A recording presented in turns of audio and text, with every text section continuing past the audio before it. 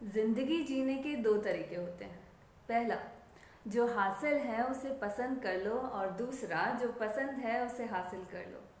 Hello everyone, myself Vanshika Jain.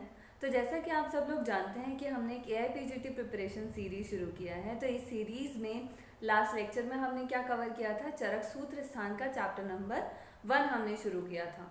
तो वहाँ पर हमने क्या क्या देखा था कि उस चैप्टर का स्टार्टिंग किससे है, मंगल आचरण से उसका स्टार्टिंग है। सप्त चतुष्क वहाँ पर हमने देखे थे, अनुबंध चतुष्टय का वर्णन देखा था।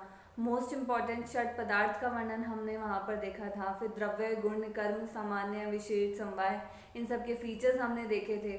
षट पदार्थ का सीक्वेंस बहुत इंपॉर्टेंट था, मैंने आपको बोला था।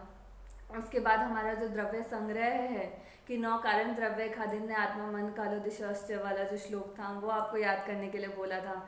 कार्य द्रव्य, कारण द्रव्य हमने वहाँ पर देखे थे। हमने गुण देखे थे कि चरक ने 41 गुण बोले हैं।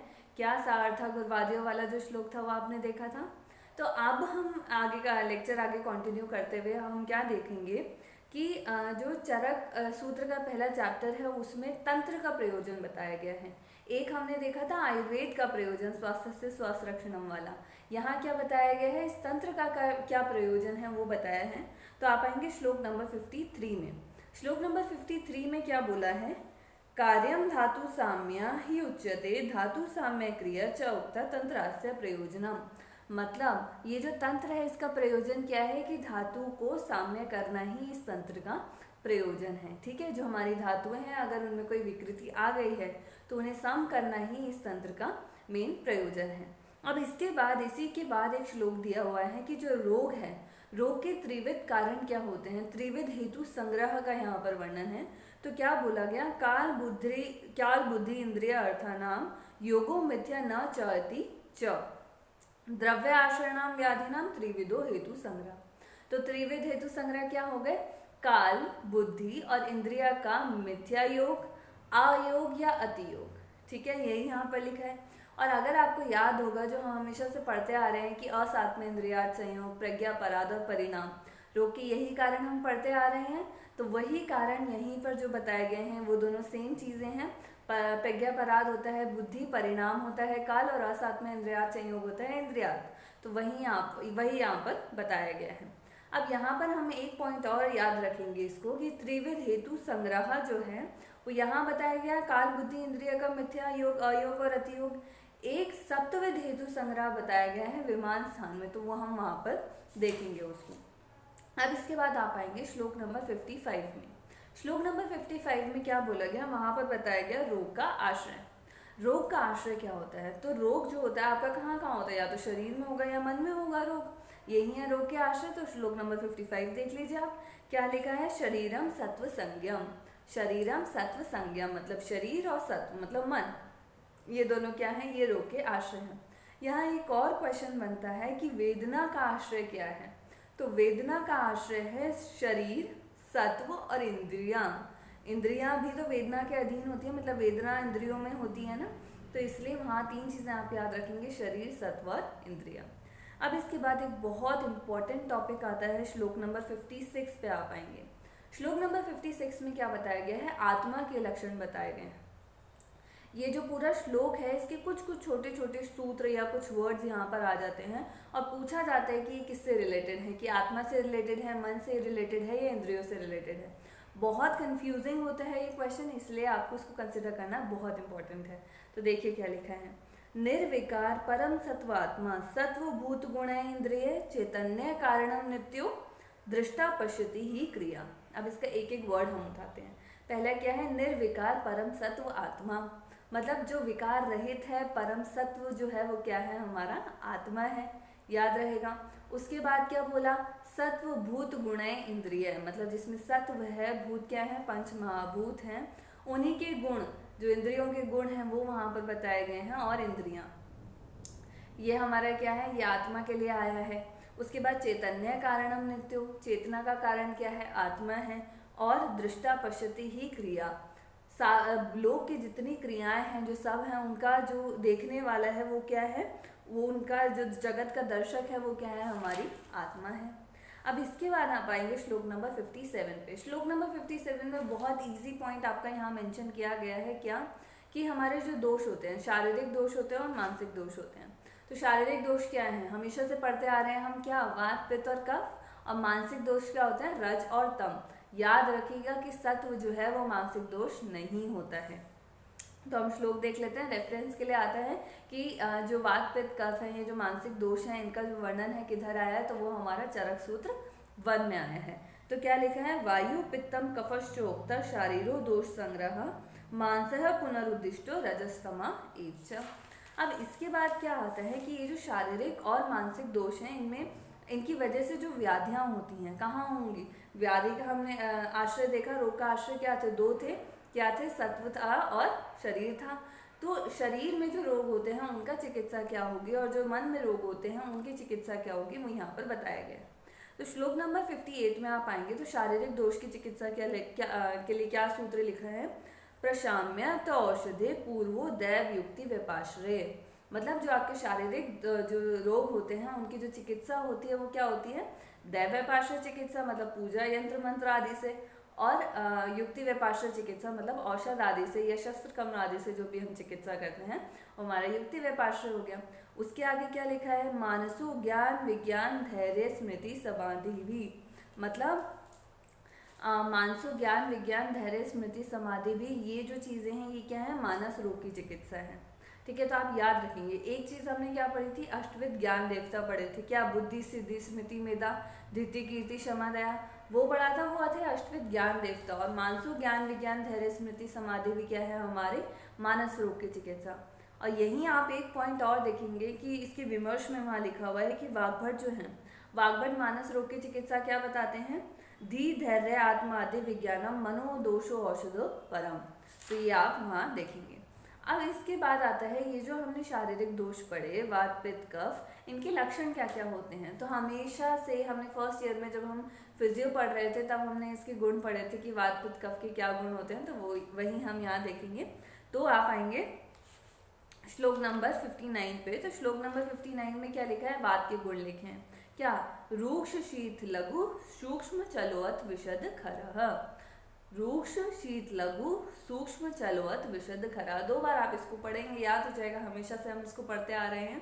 7 गुण यहाँ पर वात के बताए गए। अब पित्त के गुण क्या बताए गए, सस्नेहम उष्णम तीक्ष्णम द्रव अम्लम सरम कटु।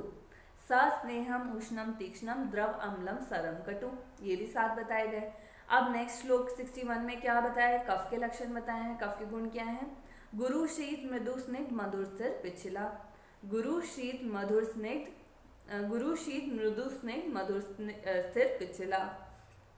अब देखो यहाँ क्वेश्चन कैसे बनता है कि स्निग्ध गुण जो है वो किस किस का है, तो वो पित्त का भी है और कफ का भी है। तो ये क्वेश्चन में आएगा कि स्निग्ध गुण किससे रिलेटेड है, ऑप्शन आ जाएंगे वात पित्त कफ और दोनों या तीनों ऐसे करके। तो आपको क्या मार्क करना है, पित्त और कफ का है। अब इसी प्रकार एक क्वेश्चन आएगा कि लघु गुण किसका है, तो लघु गुण वात का भी है और पित्त का भी है। तो ऐसे करके क्वेश्चंस आते हैं। और एक चीज और हम देखते हैं, वो हम विमान स्थान में देखेंगे कि किस किस के गुण की वजह से क्या क्या आगे एक इंसान में फीचर्स मिलते हैं, उससे भी क्वेश्चंस बनते हैं। अब इसके बाद आप आएंगे श्लोक नंबर 62 में। श्लोक नंबर 62 में क्या बोला कि जो भी हमारे साध्य रोग होते हैं उन साध्य रोगों का चिकित्सा सूत्र क्या होता है, कि कैसे आप उनकी चिकित्सा करेंगे। तो क्या करेंगे, विपरीत गुणय देश मात्र काल उपादितय। विपरीत देश गुण काल और मात्रा के जो है आप चिकित्सा करेंगे, मतलब जो भी व्याधि उत्पन्न करने वाले जो हेतु होंगे उनके विपरीत देश काल और मात्रा से अगर आप चिकित्सा करेंगे तो वो जो हमारा रोगी है उसका वो ठीक हो जाएगा। इसके बाद हम आते हैं रस का लक्षण यहाँ पर बताए गए हैं। आप आएंगे श्लोक नंबर 63 पे। श्लोक नंबर 63 में क्या बताया, जो हमारा रस है, रस की उत्पत्ति और उसके लक्षण बताएं। बहुत इंपॉर्टेंट पॉइंट है, क्या है, रसनार्थो रसस्तस्य द्रव्यमापहम क्षितिस्ता। रसनार्थो रसस्तस्य द्रव्यमापहम क्षितिस्तथा। क्या बोला गया है इसमें, जो जल है, जल रस की उत्पत्ति का कारण है और जो पृथ्वी है वो कारण द्रव्य है। मतलब जो यहाँ आप 2 चीज लिखेंगे, आधार द्रव्य एक तो हेडिंग डालेंगे, फिर लिखेंगे जल और पृथ्वी। तो जल जो है वो रस की उत्पत्ति करता है और पृथ्वी क्या है, उसमें कारण द्रव्य है। जल क्या है, रस की उत्पत्ति कर रहा है और पृथ्वी क्या है, कारण द्रव्य है। ठीक है। तो यहाँ क्या लिखा हुआ है आगे, रासना मतलब जीवा के अर्थ ग्राह्य विषय का नाम रस है। ठीक है, रासना जो हमारी जीवा है वो क्या ग्रहण करती है, रस को ग्रहण करती है। और रस का आधार क्या है, जल और पृथ्वी है। और रस की उत्पत्ति जो होती है वो जल से होती है और कारण द्रव्य क्या है, पृथ्वी है। तो अगर आधार पूछा जाएगा तो आप लिखोगे जल और पृथ्वी। अगर उत्पत्ति पूछी जाएगी तो जल से, और कारण द्रव्य पूछा जाएगा तो पृथ्वी। अब रस के भेद भी आपको पता है, मधुरम, लवण, कटुतिक्त, कषाय। अब एक क्वेश्चन उससे भी आता है जो यहाँ कम पूछा जाता है लेकिन आगे आपको देखने को मिलेगा कि कौन कौन सा रस जो है वो किस किस को शमन करता है। जैसे वात को शमन करने वाला क्या है, मधुर, अम्ल और लवण। ऐसे याद रखो, वात, पित्त और कफ। ठीक है, वात को शमन करने वाला क्या है, ये तो बहुत इजीली आपको याद रहेगा कि मधुर, अम्ल, लवण है वात को शमन करने वाला। और लास्ट में आ जाएगा कटुतिक्त, कषाय, पित्त को शमन करने वाला। ठीक है, वात और पित्त हो गए। अब बचा कफ। कफ के लिए क्या है, मधुर, तिक्त और कषाय। एक मधुर ऊपर से उठा लिया, तिक्त कषाय नीचे से उठा लिया। मधुर, तिक्त, कषाय पित्त का शमन करते हैं। इसी के ऑपोजिट इनका क्या करेंगे, वृद्धि करेंगे। ठीक है, याद रहेगा आपको। अब इसके बाद बहुत इंपॉर्टेंट टॉपिक हमारा शुरू होता है द्रव्य के वर्गीकरण से रिलेटेड। यहाँ पर आप द्रव्य का वर्गीकरण भी देखेंगे, बहुत इंपॉर्टेंट टॉपिक है। उसके बाद हम मूत्र का वर्णन, फलिनी और मूलिनी द्रव्यों का वर्णन देखेंगे। बहुत इंपॉर्टेंट टॉपिक्स हैं वो आगे। तो द्रव्य का वर्गीकरण आज हम पूरा करेंगे, उसके बाद के टॉपिक्स हम नेक्स्ट लेक्चर में लेंगे। ठीक है, तो द्रव्य के वर्गीकरण में क्या आता है कि श्लोक नंबर 68 पे आप आइए।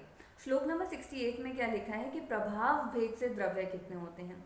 तो प्रभाव, ये बहुत इंपॉर्टेंट क्वेश्चन बनता है इससे भी। प्रभाव भेद से क्या होता है, किंचित दोष प्रशमनम, किंचित धातु प्रदूषणम, स्वस्थ वृतो मतम, किंचित त्रिविधम द्रव्यम उच्यते।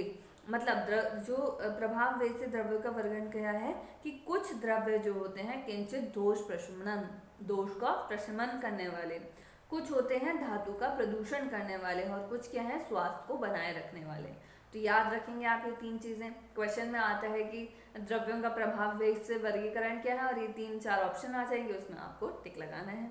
अब इसके बाद होता है कि प्रभाव भेद से तो द्रव्यों का वर्गीकरण 3 हो गया। अब उत्पत्ति भेद से भी 3 होता है। उत्पत्ति भेद से क्या होता है द्रव्य, आ जाइए आप श्लोक नंबर 61 पे, 69 पे। तो 69 से पहले वहां पर लिखा हुआ है कि उत्पत्ति भेद से द्रव्य के प्रकार कितने हैं, तो वो हैं 3।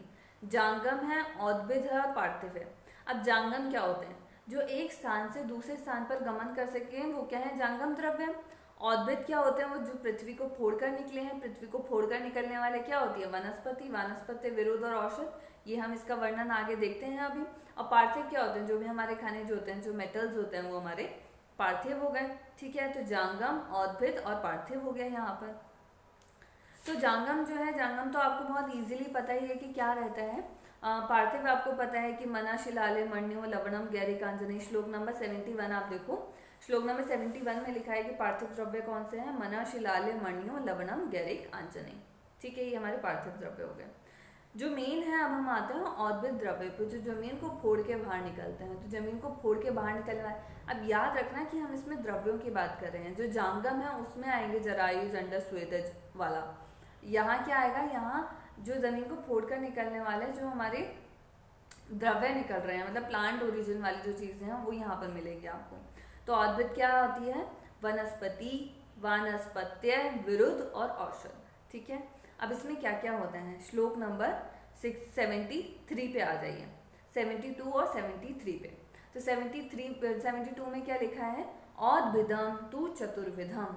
औद्भिद द्रव्य क्या होते हैं, 4 प्रकार के होते हैं। पहला, श्लोक नंबर 73, मोस्ट इंपॉर्टेंट, क्या, फलैर वनस्पति, पुष्पैर वानस्पत्य फलैरपि, औषधीय फलपाकंता, प्रतान विरुद्ध स्मृतः। अब एक से याद रखोगे, वन फल। ठीक है, वन फल, तो फलैर वनस्पति, वनस्पति में वन फल, एक फल ही होता है खाली। पुष्पैर वानस्पत्य फलैरपि, जो वानस्पत्य होता है उसमें क्या होता है, पुष्प और फल दोनों होते हैं। तो वनस्पति हो गया, पति एक ही होता है ना, तो वन फल, वनपति, वनस्पति। ठीक है, याद रहेगा कि वनस्पति में फल होता है खाली। पुष्पैर वानस्पत्य फलैरपि, जो वानस्पत्य होता है उसमें क्या होता है, पुष्प और फल दोनों होते हैं। औषधीय फल पाक अंता, जो फल पाक हो जाता है उसको क्या बोलते हैं? उसको मतलब फल के पाक होने पे जिसका अंत हो जाता है उसको क्या बोलते हैं? औषध बोलते हैं। प्रतानय विरुद्ध स्मृता, जो प्रतान लताएं होती हैं उनको क्या बोलते हैं आप? विरुद्ध। मोस्ट इंपॉर्टेंट है, आप एक स्टिकी नोट भी यहाँ लगा सकते हैं कि फलैर वनस्पति, ठीक है, पुष्पैर वनस्पति फलैर अपि, उसमें पुष्प और फल दोनों होते हैं। औषधि फल पाकंता, फल के पाक होने के बाद औषधि आपको मिलती है। और प्रतान विरुद्ध होता है, मतलब प्रतान का मतलब होता है लता, तो लता जो होती है उसको विरुद्ध बोलते हैं। अब यहाँ पर आते हैं श्लोक नंबर 74 पे। 74 में क्या बताया गया? आपको सिर्फ एक चीज नोट करके रखनी है कि जो औद्भिद द्रव्य होते हैं उसके ग्राह्य अंग कितने होते हैं। ग्राह्य अंग का कि मूल ले लिया, छाल ले लिया, या उसका पत्ती ले लिया, या फूल ले लिया, ऐसे जितने कितने कितने अंग आप उनके यूज कर सकते हैं। तो इन टोटल औद्भिद द्रव्यों के आप 18 चीजें यूज कर सकते हैं। कितनी चीजें? 18 चीजें आप औद्भिद द्रव्यों में यूज कर सकते हैं। ठीक है, अभी के लिए आप इतना ही याद रखिए। आज का लेक्चर बहुत इजी है, उसको रिवाइज करना भी बहुत इजी है। आप बस अपनी बुक में मार्क करते जाइएगा और उसको अच्छे से रिवाइज कीजिएगा। नेक्स्ट लेक्चर जो है हमारा वो बहुत इंपॉर्टेंट होने वाला है। उसमें हम कुछ छोटे छोटे टॉपिक्स हैं लेकिन कुछ बहुत इंपॉर्टेंट टॉपिक्स कवर करेंगे और नेक्स्ट लेक्चर में चैप्टर पूरा करेंगे। तो अभी के लिए इस चैप्टर को अच्छे से रिवाइज कीजिए। ऑल द वेरी बेस्ट, अपना प्रिपरेशन अच्छे से कीजिए और कोई भी डाउट हो तो आप कमेंट बॉक्स में छोड़ सकते हैं। Thank you.